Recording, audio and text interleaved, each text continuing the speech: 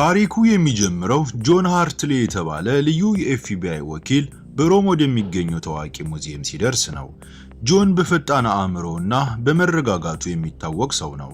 ነገር ግን ዛሬ የመጣው ስዕሎችን ለማድነቅ ሳይሆን የዓለማችን ተፈላጊ ሌባ የሆነውን ኖላን ቡዝ የክሊዮፓትራን ውድ የወርቅ እንቁላል ለመስረቅ ማቀዱን በሚገልጽ መረጃ ደርሶት ነው። የሙዚየሙ ዳይሬክተር ግን የጆንን ማስጠንቀቂያ አይቀበልም። የደህንነት ስርዓቱ ከፍተኛ ጥበቃ ያለው መሆኑን እና ለማንም ሊሰበር እንደማይችል አጥብቆ ይናገራል። ጆን ግን እርግጠኛ አይደለም። ሙዚየሙን እየዞረ ካሜራዎችን ይፈትሻል፣ ቅርሶችን ይቃኛል፣ ጎብኚዎቹንም በቅርበት ይመለከታል። የሆነ ነገር ትክክል እንዳልሆነ ይሰማዋል። ከዚያም የእንቁላል ነገር ሲመረምር አንድ እንግዳ ነገር አስተዋለ። ትንሽ ሶዳ በላዩ ላይ ሲያፈስበት የሚቀልጠው ነገር ሁሉንም ሰው ያስደነግጣል። ውድ የተባለው እንቁላል መቅለጥ ይጀምራል። ሐሰተኛ ነው።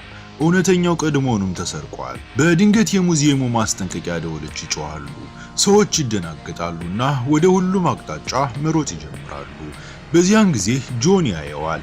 ኖላን ቡዝን፣ የዓለማችን ሁለተኛው ተፈላጊ የጥበብ ሌባ የሚሉትን ሰው። ጆን ሳያመነታ በሙዚየም ውስጥ ማሳደድ ይጀምራል። ማሳደዱ ወደ ትርምስ ይቀየራል። ኖላን ወለሉን ያቋርጣል፣ በሐዲዶች ላይ ይንሸራተታልና ከአንድ መድረክ ወደ ሌላ መድረክ ይዘላል።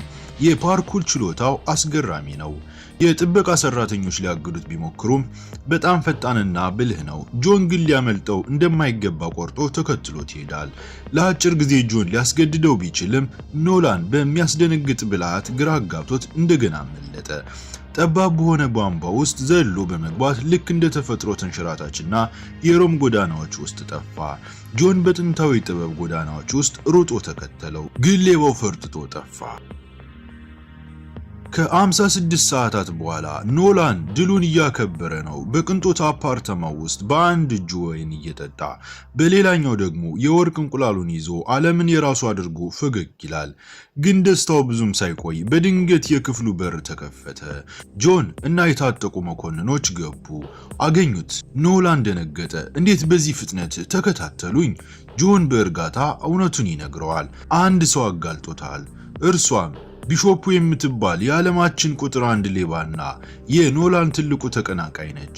በሁለት በኩል ስትጫወት ቆይታለች። እናም ኖላን አሁን እንደተበላ ተገነዘበ።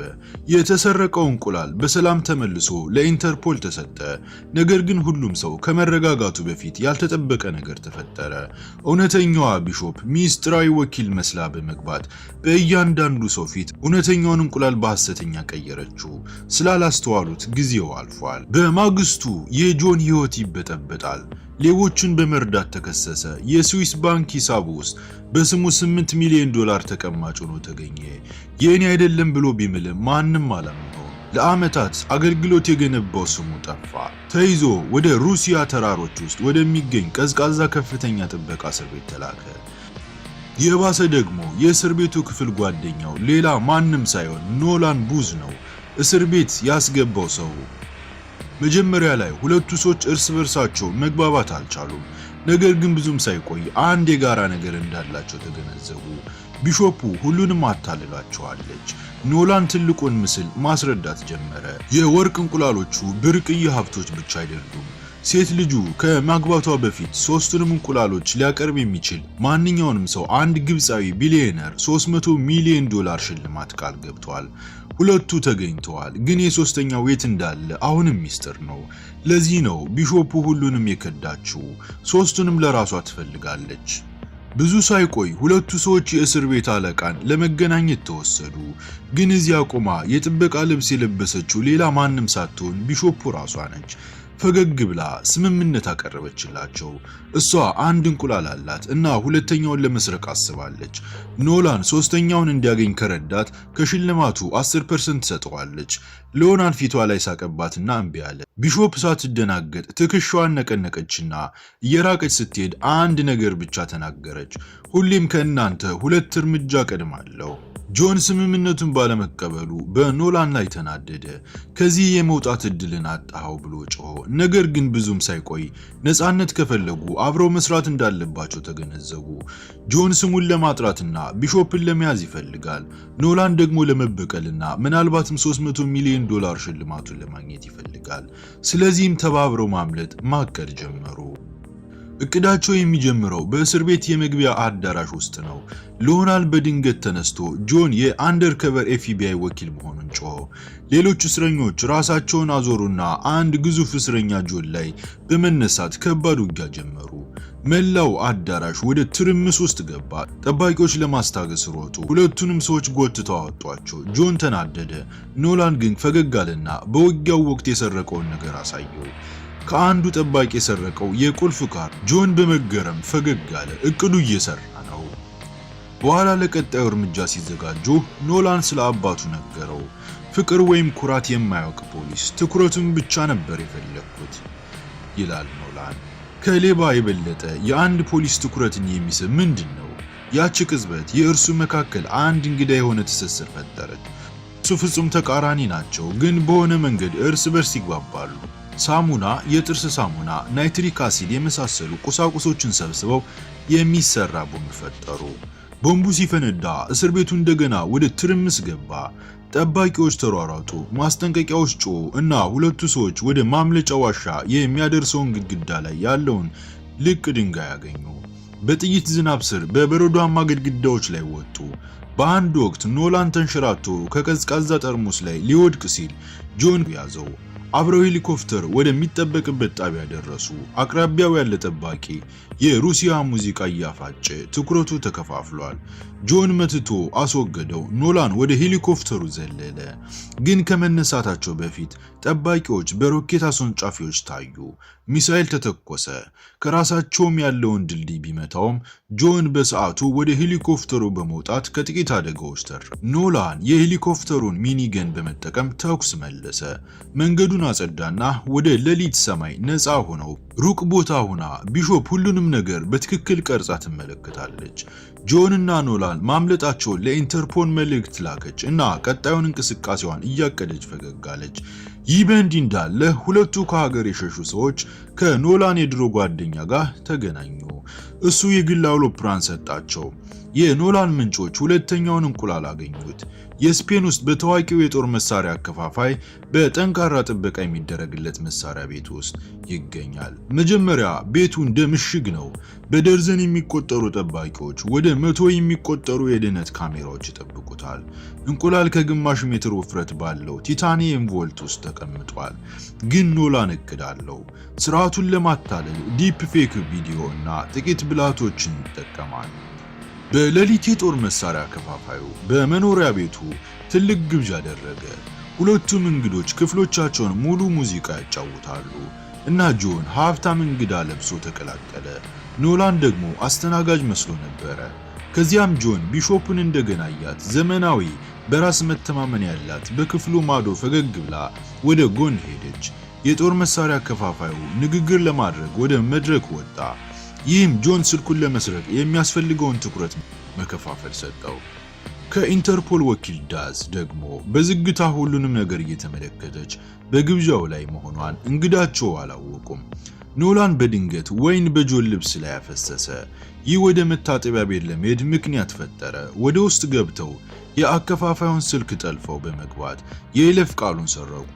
ጠባቂዎች ከመቀየራቸው 45 ሴኮንዶች ብቻ ይቀሯቸዋል። ኮሪዶሮቹን አቋርጠው ሮጡ። ቮልቱን ደርሰው ለመክፈትና የዲፕ ፌክ ፍላትን ተጠቀሙ። ከውስጥ ውድ ቅርሶችና የሚያብረቀርቅ ሁለተኛው የወርቅ እንቁላል አሉ። ሊይዙት ሲሉ የማስጠንቀቂያ ደወሉ ጮኸ። የጥበቃ ሰራተኞች አካባቢውን ከበቡ። ወኪል ዳዝም ሽጉጧን ደግና ታየች። ጆን በፍጥነት ምላሽ ሰጠ። ጊዜ ለመግዛት ቮልቱን በር ዘጋው። ግን ሌላ ድምፅ ከጥላው ተሰማ። ቢሾፕ ነች። እሷ ቀድሞውኑ ቮልቱ ውስጥ ነች። አሁን ሶስቱ በጠባብ ቦታ ፊት ለፊት ተፋጠዋል። ጭካኔ የተሞላበት ውጊያ ተጀመረ። ጆን እና ኖላን በቢሾፕ ላይ እሷ በትክክለኝነትና በፍጥነት ትንቀሳቀሳለች። ጥቃቶቻቸውን እየሸሸች በቀላሉ ትመልሳለች። ከዚያም የጦር መሳሪያ አከፋፋዩ ዘሎ ገባና እውነቱን ገለጠ። እሱ ከቢሾፑ ጋር አብሮ እየሰራ ነበረ። ጆን እና ኖላን ደነገጡ፣ ተሸንፈው ተያዙ። ከእንቅልፋቸው ሲነቁ በመሬት ወለል ውስጥ ወንበሮች ላይ ታስረዋል። አከፋፋዩ የሶስተኛውን እንቁላል ቦታ እንዲነግሩት ጠየቀ። ኖላን ሐሰት ተናገረች። በግብጽ ውስጥ የሆነ ቦታ እንደተደበቀ ገለጸ። አከፋፋዩ እርግጠኛ ይመስላል ግን አላመናቸውም። ከዚያም ቢሾፑ ገባችና ከሱ ጋር ለማክበር አስመስላ ፈገግ ብላ አንድ ብርጭቆ ሻምፓኝ ያቀረበችለት። ነገር ግን ማደንዘዣ መድኃኒት ተቀላቅሎበታል። ከጥቂት ጊዜ በኋላ የመተንፈስ ችግር እየተሰማው ወደቀ። ቢሾፕ በእርጋታ ሁለተኛውን እንቁላል ከቦልቱ ወስዳ ወጣች። ጆን እና ኖላንን ዘግታ ሄደች። አከፋፋዩ ንቃተ ህሊናውን ሲያገኝ ተቆጣ። በንዴትም መተኮስ ጀመረ። አንዱ ጥይት ጆን እና ኖላንን የያዘውን ገመድ መታ። ነፃ ወጣቸው። ሩጠው ወጡ። ነገር ግን ራሳቸውን በደስታ በሚጮህ ህዝብ በተከበበ የበሬ ፍልሚያ ውስጥ አገኙት። አንድ ግዙፍ በሬ ቀንዶቹን ወደ ፀሐይ አዙሮ እየበረረ መጣ። ኖላን ተደናገጠ፣ እንደ ማታዶር እጆቹን እያወዛወዘ። ጆን ግን በሬውን አመለጠው። ህዝቡ ይህ የዝግጅቱ አካል ነው ብሎ በማሰብ ጮሁ። በሆነ መንገድ ሁለቱም ተርፈው በጠባብ ጎዳናዎች በኩል አመለጡ። ከዚያ ምሽት ደክመውና ተጎድተው ባዶ የሆነ ሰፈር ውስጥ አረፉ። ጆን በመጨረሻ ስላለፈው ህይወቱ ተናገረ። አባቱ ሌባ ነበረ፣ አንድ ጊዜ የወደው የነበረ፣ ከዚያም ሊከዳውና ሲተወው ይጠላው የጀመረ ሰው። ያ ክህደት ጆን አባቱ የሚወክላቸውን ሰዎች ለመዋጋት የኤፍቢአይ ወኪል እንዲሆን ገፋፋው። ኖላን በጸጥታ አዳመጠ፣ ከጠበቀው በላይ ተረዳ። ከዚያም እሱ የራሱን ሚስጥር ገለጠ። ሶስተኛው እንቁላል የት እንዳለ ያውቃል። ከሁለተኛው ዓለም ጦርነት በኋላ አንድ ጀርመናዊ መኮንን ሀብት የተሞላበት ሻንጣና ልዩ ሰዓት ይዞ ወደ አርጀንቲና ሸሸ። ሰዓቱ ወደ ክሊዮፓትራ ሶስተኛ እንቁላል የሚያመራ የተደበቀ ኮድ ይዟል። ከዓመታት በኋላ የኖላን አባት ሀብት ፈላጊ ሰዓቱን አገኘና ፍንጮቹን በአርጀንቲና ጫካ ውስጥ ወደሚገኝ ሚስጥራዊ የናዚ ባንከር አመራ። ኖላን የእንቆቅልሹን ቀሪ ክፍል ለማጠናቀቅ ዓመታትን አሳልፏል። አሁን ሁሉም ነገር ግልጽ በሆነ ጊዜ እሱና ጆን አደገኛ በሆነው ጫካ ውስጥ ጉዞ ጀመሩ። በጫካና በወጥመዶች ውስጥ ረጅም ጊዜ ካደረጉ በኋላ ባንከሩ ደረሰ። ወደ ውስጥ ሲገቡ መብራቶቹ ብልጭ ድርግም አሉ። ከሌላ ዘመን የጠፋ ሀብት ተገለጠ። የድሮ የናዚ ወርቅ፣ የጦር መሳሪያዎችና መሃል ላይ ሶስተኛው የወርቅ እንቁላል በደበዘዘ ብርሃን ስር ያበራል። አይኖቻቸውን ማመን አቃታቸው። ቢሾፑ ገባች። እሷ ሙሉ ጊዜውን እየተከታተለቻቸው ነበረ። ከጥቂት ጊዜ በኋላ ወኪል ዳዝና የስዋት ቡድን ደረሱ።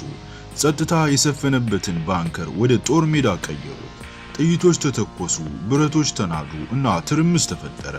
በውጊያው መሃል ጆን፣ ኖላን እና ቢሾፑ ወደ አንድ የድሮ ወታደራዊ መኪና ዘለው በመግባት በፍጥነት ሸሹ። ነገር ግን መንገዱ በድንገት ትልቅ ፏፏቴ ላይ አበቃ። መኪናው ከጫፍ ላይ ተወንጭፎ ከታች ወዳለው ወንዝ ውስጥ ተከሰከሰ። ሶስቱም ከውድቀቱ ተረፉና ኖላን እንቁላሉን አጥብቆ እንደያዘ ከውሃው ወጣ። ጆን እንደሌለ ሲረዳ እሱን ለማዳን ወደ ውሃው ተመለሰ፣ ግን እዚያው ተገለጠ። ጆን ሃርትሌ እውነተኛ የኤፍቢአይ ወኪል ሆኖ አያውቅም። እሱ ከቢሾፕ ጋር አብሮ እየሰራ ነበረ። ሁለቱ ጠላቶች ሳይሆኑ ፍቅረኛሞች ናቸው። በወንጀል ውስጥ ከመጀመሪያው አንስቶ ሁሉም ነገር የእቅዳቸው አካል ነበረ። ሶስተኛውንም እንቁላል እንዲያገኙ ኖላንን ተጠቅመውበታል። ክህደቱ ኖላንን አሳመመው። ከዛፍ ጋር ታስሮ ጆንና ቢሾፑ ሶስተኛውን እንቁላል ይዘው ወደ ጫካው ሲጠፉ ለማየት ተገደደ። በኋላ በታላቅ የግብጽ ሰርግ ላይ ቢሊየነሩ የክሊዮፓትራን ሶስተኛ የወርቅ እንቁላሎች በኩራት ለዓለም አቀረበ። እንግዶቹ አጨበጨቡ። ነገር ግን በድንገት የኢንተርፖል ወኪሎች በወኪል ዳዝ እየተመሩ ገቡ። እንቁላሎቹን ትይዛለች፣ ቢሊየነሩን ታስራለች እና ሙሽራይቱንም ጭምር ታስራለች። ሙዚቃው በጩኸት ተተካ። በተደበቀ ጥግ ላይ ጆንና ቢሾፑ ሁሉንም ነገር በጸጥታ ፈገግታ ይመለከቱታል። የፈለጉትን አገኙ። $300 ሚሊዮን ያለምንም ክፍያ ሄዱ። 6 ወራት በኋላ ጆንና ቢሾፕ በጣሊያን የቅንጦት ጀልባ ላይ ምርጥ ህይወታቸውን ይኖራሉ። ወይን እየጠጡ ጀንበር ስትጠልቅ ያያሉ። ግን ሰላሙ ብዙም አይቆይም። በድንገት ኖላን በራስ መተማመን ፈገግታ እያሳየ በጀልባ ላይ መጣ። ተከታትሏቸዋል። ሂሳቦቻቸውን እየጠለፈ ሁሉንም የባንክ ዝርዝሮቻቸውን ለኢንተርፖል እንደላከ ገለጸ። የተሰረቀው ሀብታቸው ሁሉ ታግዷል። ሌቦችን ያታለልኩት እኔ ነኝ ሲል ኖላን ቀለደ። ግን እዚህ አላቆመም። ለአንድ ትልቅ ስርቆት አዲስ እቅድ አለው እና እርሱን እርዳታ ይፈልጋል። ጆን መጀመሪያ እምቢ አለ፣ ግን ቢሾፕ ምንም ገንዘብ እንደሌላቸው ታውቃለች። እርስ በርሳቸው ተያዩ። ምናልባት አንድ መጨረሻ ስራ አይጎዳቸውም። ሶስቱ ሌቦች እንደገና አብረው ቆሙ። ለቀጣዩ ጀብዱ ተዘጋጅተዋል። በዚህም የመጨረሻ ገጠመኝ ፊልሙ ያበቃል። ፊልሙን ከወደዳችሁት እባካችሁ ላይክ እና ሰብስክራይብ አይርሱ። አመሰግናለሁ። አየው ብር ማይገዛው ነገር